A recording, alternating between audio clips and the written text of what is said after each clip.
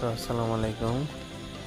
এই যে আমার সে ছোট্ট গলা ছিলা যে মুরগির বাচ্চাগুলা ফুটছিল আমার ইনকিউবেটর মেশিনে, ওইগুলা দেখুন মাশাআল্লাহ কত বড় হয়েছে।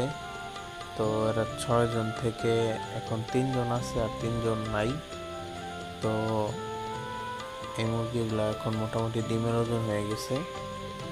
আর এই যে দেখতেছেন এখানে মুরগি দিয়ে ফুটানো হয়েছিল ওই মুরগিগুলা।